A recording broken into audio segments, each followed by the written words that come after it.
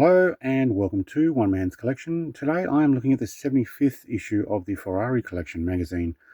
Now this is the 575 GTC, and it does look like we actually have the same model as what's on the front there, the racing number 17.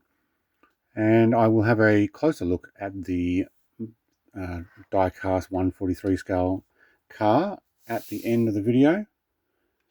Like I normally do with these, I'm actually going to go through the magazine to show you what we actually got in this particular issue. So in this one, we've got the drivers being Niki Lauda. Competition models is the 575 GTC from 2004, like I mentioned there. Production models is the 342 America, and the poster is of this particular race car. Created for GT Racing, as it says. I'm not going to read everything in full detail. You will need to pause the video if you wish to look at that. But I'm going to read some of the stuff and go through it, just in brief. During the 1970s, the gifted young Austrian driver Niki Lauda made a major contribution to Prancing Horse Marquis resurgence in Formula One. Pictured there, the wheel of the Ferrari 312B3 on his way to winning the 1974 Dutch Grand Prix in Zandvoort on the 23rd of June. Second place for the day was another Ferrari driver, Clay Regazzoni, with whom Lauda shared one of his most hard-fought seasons. The 312s did really well. We had some of those already in this collection, and in the, I think, Formula One car collection that I've been doing. Lauda's first win. Niki Lauda takes the checkered flag and his debut victory at the wheels of the single-seater Ferrari 312B3 in the Spanish Grand Prix at, is it Jarama? On the 28th of April 1974. The Austrian driver led home his teammate Clay Regazzoni for Ferrari 1-2. Very good. Absolute bunch of podiums there. In 74, he got a second, first, second. And that actually gave him fourth overall. He must have had a few dropped out, did he? Or somebody dominated the whole way. They must have had a couple that not finished. But in the 75 season, got first, second, third, first. And he came first. Very good. Second in the 76 and first in the 77th season. Moving on, the 575 GTC was extremely powerful front-engine Ferrari competition Grand Tourer that raced from the end of 2003 and for all of the 2004 season. I think I've got a couple of these, maybe, or there's one very similar.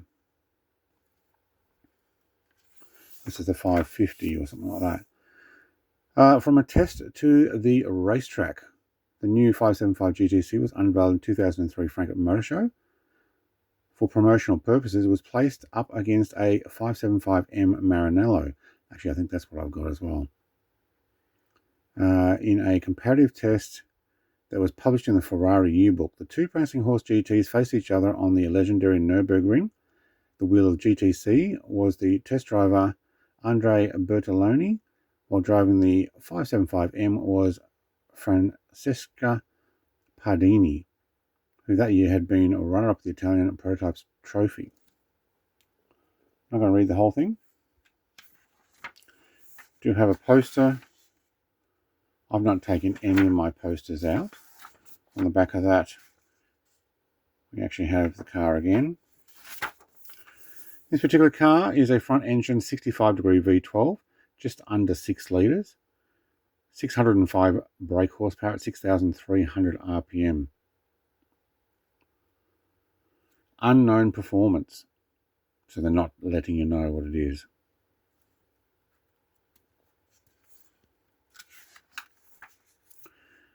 A competitive 2004 GT Championship was once again dominated by the invincible 550 Maranello of BMS Scuderia Italia. For the second consecutive year, the outfit won the team title, thanks to the success of those drivers there. I'm not going to read all their names. I'm terrible with Italian names. Italian pair were triumphant at Monza, Valencia, and the legendary Spa 24 Hour.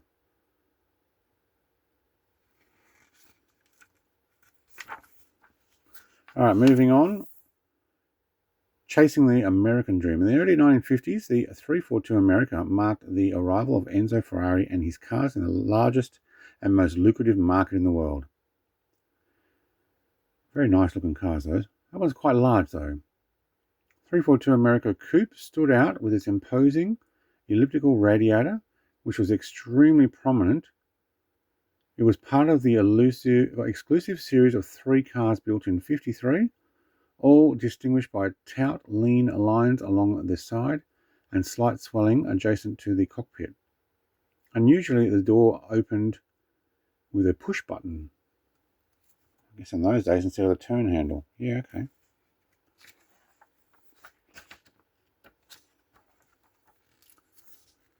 From the 340 to the 342.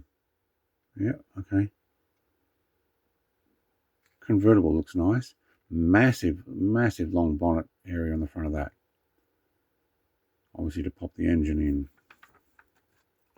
Which was a 60-degree V12, 4.1 litre, just over 4.1 litre, 200 brake horsepower, 5,000 RPM, and a top speed of 116 mile an hour or 186 kilometers per hour.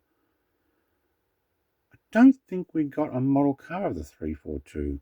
I have to look through collection because they usually write something that you actually do get the model about, but maybe not. Next model though is the D50 F1 model from 1955 racing season. So that'll be issue 76, and we're almost to the end of this. I think it only stopped abruptly somewhere around about 88 or 86, maybe even 84. Let's go and have a look.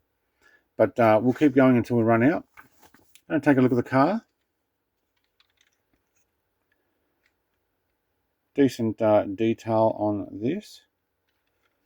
They always are. This collection of cars has had a fairly high standard of detail. I'm very happy with these, especially for the 20 Australian dollars that I was getting this. Actually, this one says $21.99, so the price has gone up. This is a few years ago. Getting a die-cast car 143 like this costs a bit more now, unless you're finding it second-hand. Do have a sliding window open on this side and the other. Yep, got the red mirror car here. And underneath, just a simple Ferrari, made in China, with the model number and 143. I'm going to put that on a turntable so you can see it without my hands in the way. I like it. Good to the collection. Thank you very much for watching. A like, a comment, and subscribe. We'll be back with another issue next week. Cheers.